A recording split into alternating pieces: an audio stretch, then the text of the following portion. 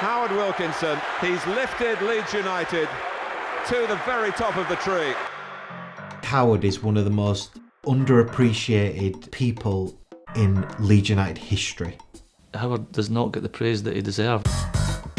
A really important figure in English football. What he achieved for Leeds at that time is without parallel. In the Premier League era, it hasn't happened. We've got a statue of Don there, and we've got a statue of Billy.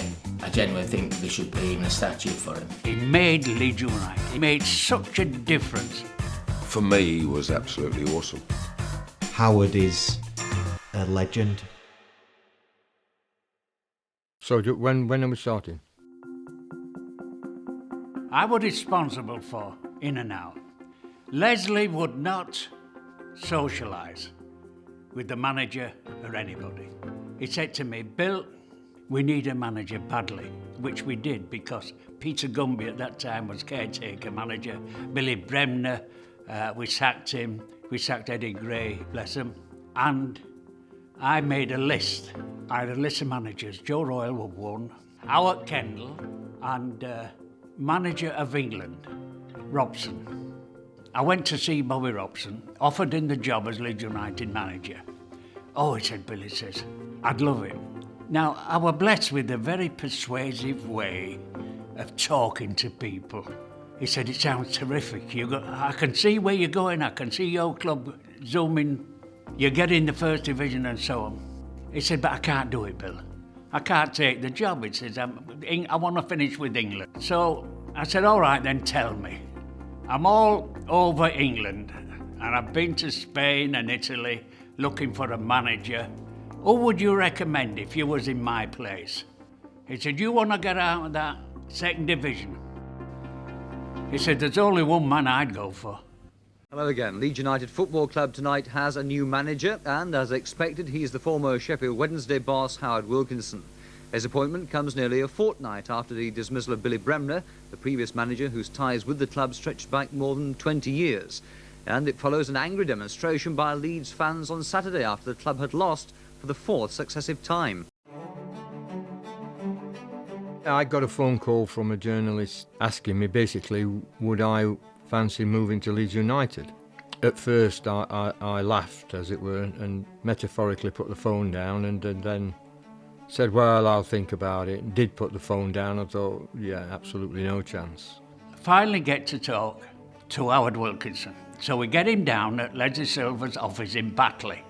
We had the first of a few long discussions. I outlined what I thought Leeds could do and where I thought they could go. So the culmination of that and a few meetings later was, I know what you want to do. So now it boils down to, it can be done two ways, Leslie. There's a quick way and there's a slower way. And he said, what's the difference? I said, well, the part that affects you would be that you'd need to guarantee me probably but maybe £2 to £3 million to spend when appropriate in the early part of what it is we're trying to do, to kick-start the thing, to prime the pump. What we wanted to do, we had four objectives. One was to get out of that division as quickly as possible. Second one was to establish ourselves in such a way that we would eventually be contenders for the championship. The third one was to build and develop a training ground and a youth development centre that was conducive to the sort of club we wanted to create. And the fourth one, which was don't think because it was fourth it was least important, get the ground back, because at that point the ground was owned by the council, who had been very kind in keeping Leeds afloat, as it were, by buying the ground and renting it back to them. We shook hands on that, and I went home, told my wife quite late at night, that night I remember, and she remembers it vividly because her response was, why would you want to do that? I suppose the rest is history. I'd been over to see Howard, and I walked down the drive, and his wife told me, I saw you walking down that drive. She says, Howard, don't you go to Leeds. She said, it's the mafia. Don't go to Leeds, for God's sake. I hope when we're doing well we can afford cups with handles on. I'll put it in saucer. I always remember his first meeting and said, right lads, you lads are third from bottom in the second division. And that's how bad a manager I am, because I'm third from bottom with you. For the players, it was a massive, massive shock. That afternoon, they were out running. And I remember within about 48 hours, he had a session in the morning, a session in the afternoon, and then certain players said, right, we're playing at Blackburn tonight, you're on that bus and you're playing the game as well. So they'd done 2 sessions and they had to play at night time as well. That's how he came in and went whoosh. He knew how to manage his players really, really well. You knew where you stood. If you weren't doing the things that he wanted, you know, he'd let you know.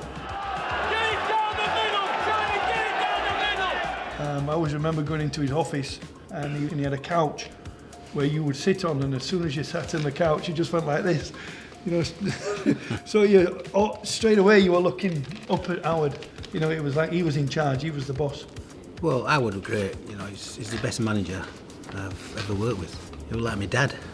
You know, he always seemed to get the best out of me. I think obviously he got the best out of me because in my contract, my weight was 13.3, my playing weight, and then anything over 13.3, I used to get fined £100 a pound.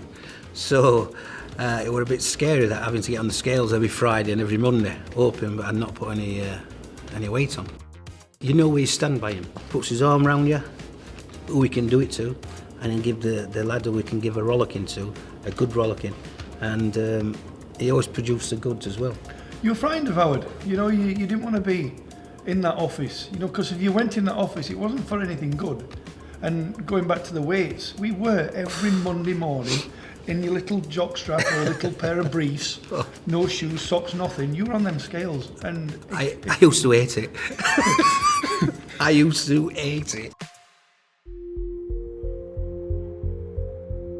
What I found was a club in decline, in depression.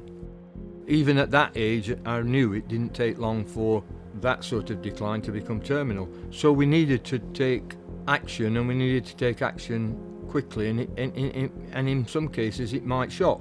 So I thought that there was still a tendency to use the Reverie and the glory days of Don's time as a sort of umbrella, place to shelter in times of storm and rain.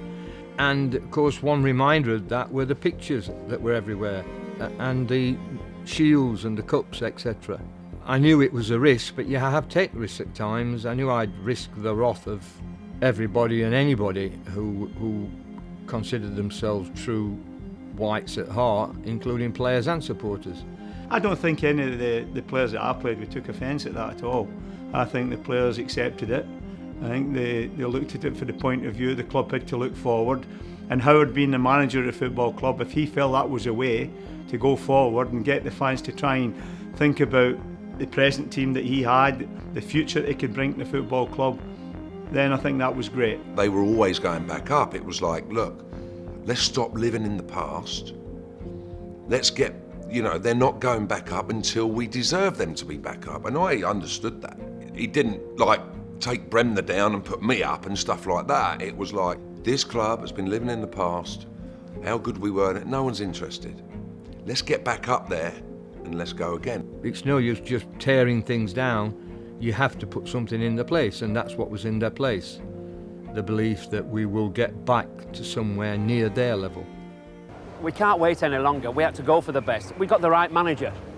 That was the first decision we made. That was the best decision we made. We got him, he knew what he wanted. He's a professional in every sense of the word. And then from there we went for the players, and we're getting the best players, we're getting a good team together. That's what we want. We got then into 1989 and into March and deadline day. And that, of course, was a big turnaround in the club when he made 3 crucial signings that day. Gordon Strachan, Chris Fairclough and Carl Schott. I think Howard himself, he formed a strong bond with Bill Fotherby, who was Leslie Silver's right-hand man on the board. I think Howard is a very clever man. Him and Bill got on well. you know, but Howard was very shrewd and got built into his way of thinking. And his way of thinking is, you know, after having looked at the side for he first come in, we need more quality. And he got quality. You know, they got players that had played at the highest level. I think that was the difference between the side that Billy managed just before Howard came in and the side that Howard's team became. Gordon, myself, quite a number of players who dropped down. We wouldn't have signed for Leeds if we didn't think we could have done what we did. And the manager wouldn't have signed us anyway. He got the players who we could trust. One of the biggest buys for us to win that was Chapman. I do. I really think we had a lot of signatures that year, but the timing, because poor old Birdie, he couldn't buy a goal.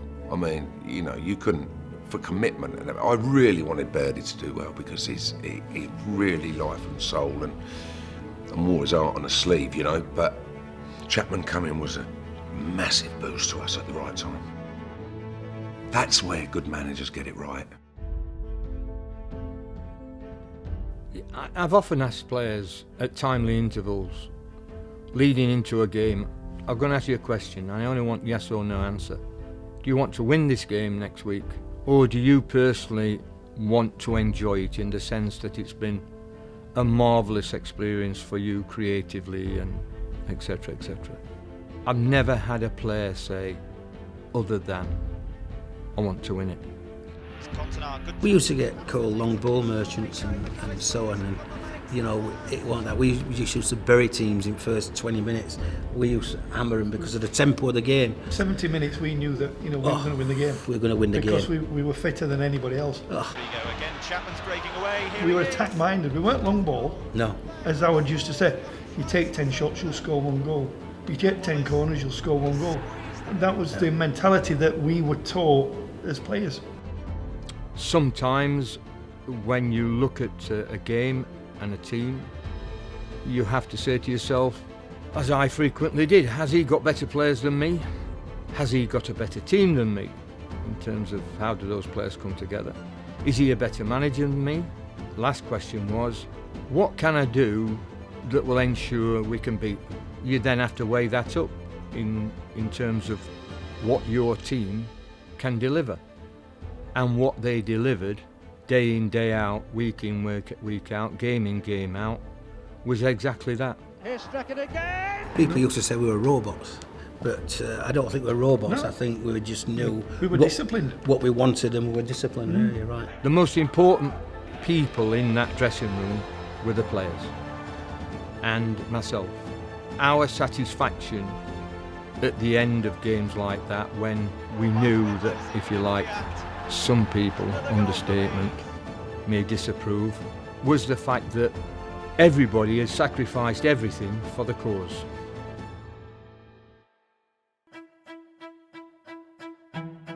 Well, trust your swing is like trusting the guys round about you.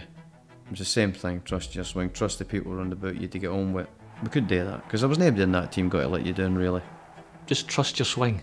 You got, you know, that was something he always heaped on us. You know, just trust your ability, trust yourself as a team to go and get the right results, and it worked. If we practice what it is are the essentials for us to succeed out there on the pitch, both physically and mentally and emotionally, we will internalise all those things, so that when those responses are needed, those responses will become automatic.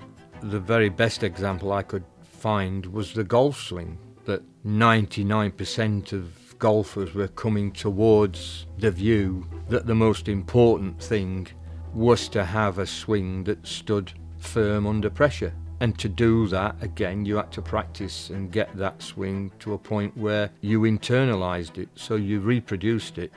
No matter where you are, what the situation was, what pressure you're under, that swing was always there.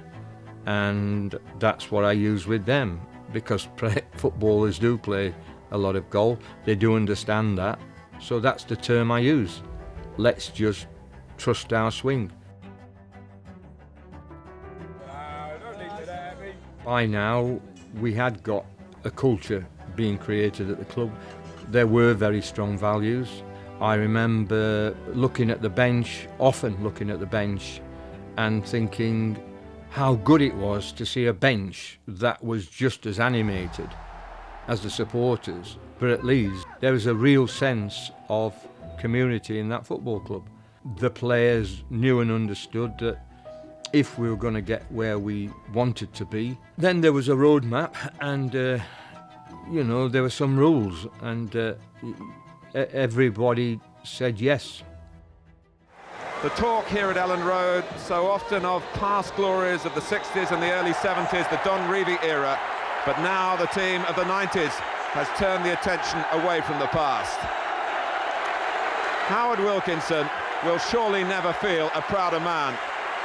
He's lifted Leeds United from struggling in the second division to the very top of the tree. The league championship for Leeds United. As it hadn't happened to me before, from leaving the ground to getting into the centre of Leeds and then standing on that balcony, I mean, it was, I don't know how many it turned out. It was a lot, I know. A lot. And you've got nothing to take your mind off it. You're not thinking, shall I make a substitution? You're definitely not getting frustrated, you're not getting angry. You're just sitting there, and it is very strange. A culmination of a dream, and it's when people ask me, do you realise, or how does it feel? It's not until you start to get to these sort of days that you realise how it feels. Absolutely magnificent. I mean, look at it. You've never been in that, Evita position where you're looking down and the square's full, and it just is different and quite overwhelming.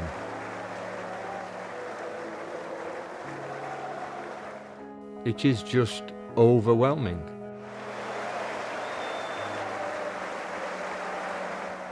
All I can say to you and to the chairman is, it looks as though we'll have to go and try and win it again. What we achieved at Leeds, to get up to the crowd of 40 plus, without money. We're scraping it from all over the places, like Aidan Evans was one of them. What we achieved was, it was a miracle.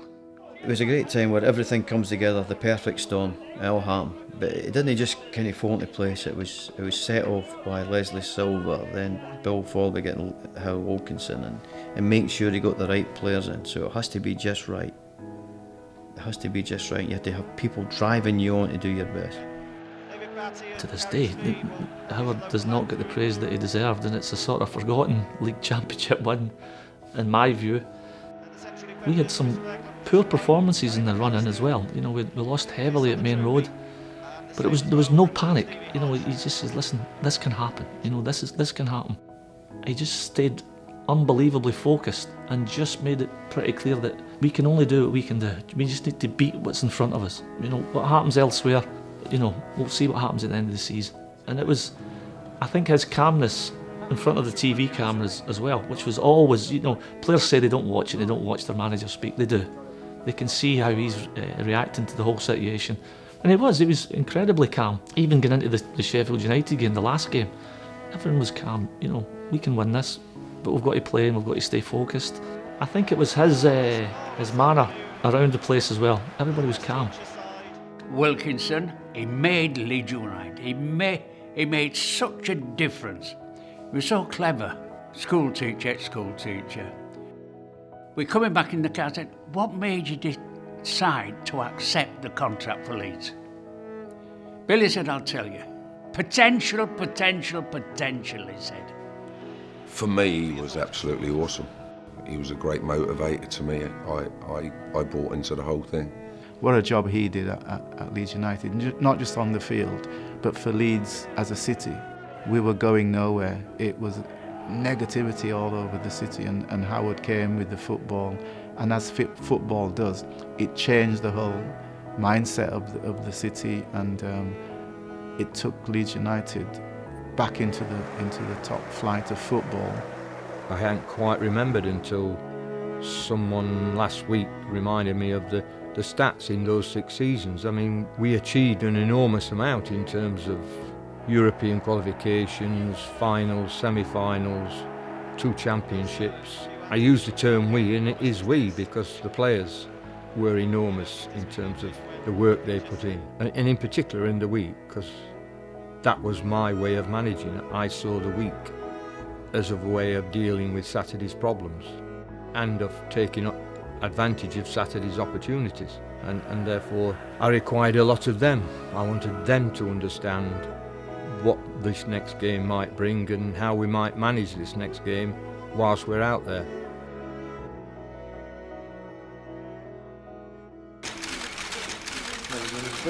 It is with great regret that I announce today that Leeds United have parted company with their manager, Howard Wilkinson. I decided after Saturday's match against Manchester United that a change of direction had to be made at management level.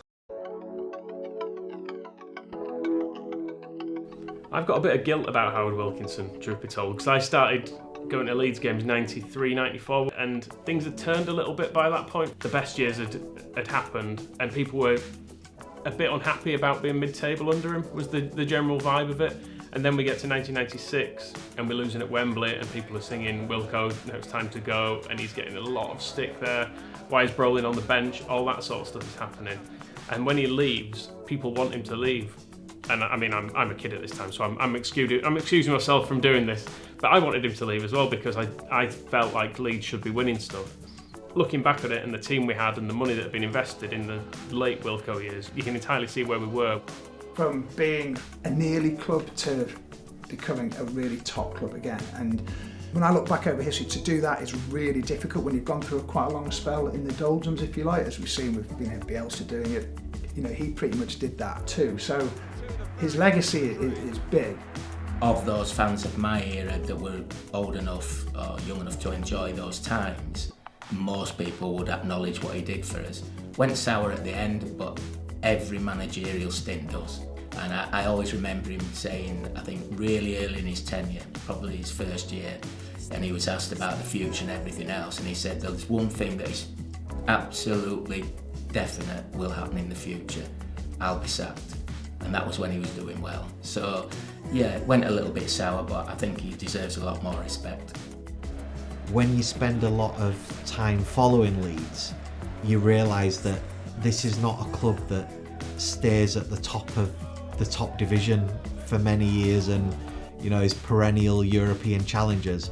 We're a roller coaster club, and Howard, along with Don Revie, is one of the ones who took us to the top of the roller coaster, and we shouldn't forget that, and he should be spoken about in those terms.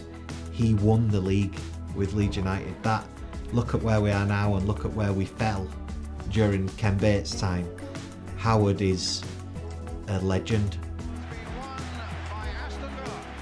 The 96 League Cup final, and I think the boos that he got, the fact that he'd started the whole Thorpe Arch thing, he'd got this great vision, brought loads of great players through. You know, Leeds were challenging.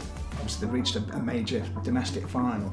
To end like that, I think it was a really sour legacy. And the fact that I think the club haven't really honoured his achievements, which are massive and are long-lasting, because Thorpe Arch is there to this day, and it's developed probably way beyond what he's expected to. A really important figure in English football, but particularly Leeds United.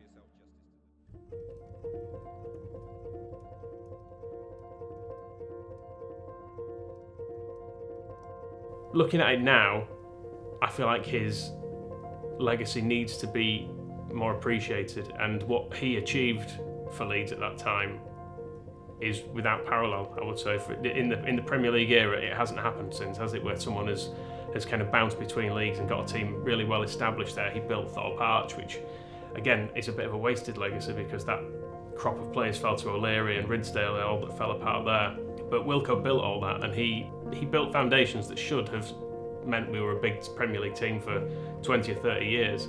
The fact that we wasted it is not really on him, so I think he needs to be remembered as the guy who achieved something amazing and also set us up for something amazing as well, even if it didn't quite come to fruition.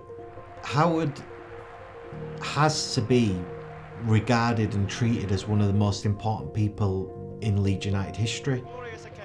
In fact, in English football, he is the last English manager to win the league. Still now, that is not to be sniffed at.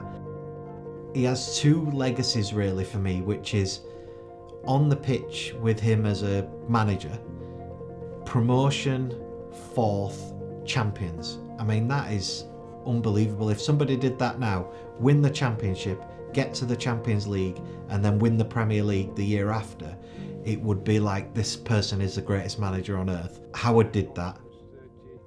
And also his off the field legacy as well, which only came to fruition later, which is Thorpe Arch and the youth setup. Because when you look at our Champions League and UEFA Cup teams later down the line, and you look at that side with Paul Robinson, Harry Kewell, Alan Smith, Jonathan Woodgate, all these people who came through because of what Howard and Bill and others set up at Thorpe Arch. That was the core of the Champions League team. I know we spent big money on Rio and others, but the core of that team was the Thorpe Arch legacy that Wilco left.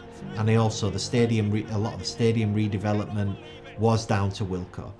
I would say that probably even from myself as I was a kid when Wilkinson was our manager, probably didn't appreciate him as much as we should have done at the time. As a coach, amazing. His legacy, one of the most important legacies that anyone ever left at Leeds. I think we should look back on Howard with a lot more respect than he's possibly given. I genuinely think there should probably be even a statue for him. He picked us up from nowhere, a club that was going bankrupt, was nowhere in the leagues, poor crowds, no training ground or decent facilities, to rectify all of that. So we won titles, we got a training ground and a future, we put the crowds back in, nullified in a certain way some of the worst aspects of our crowds. You know, some of his signings were significant to help quieten some of the unrest. He did a massive job in rebuilding the club, and obviously we've got a statue of Don there and we've got a statue of Billy for their achievements. I genuinely think that Wilkinson somehow should be more respected than, I think, a token gesture at one point where we had a Howard's bar. It wasn't enough, it's not enough. There should be a statue of Howard Wilkinson outside Ellen Road as one of those 3 or 4 icons of Leeds United. Howard Wilkinson is one of them, and Howard should have a statue outside Ellen Road, no doubt. Howard Wilkinson, he's lifted Leeds United from struggling in the second division to the very top of the tree.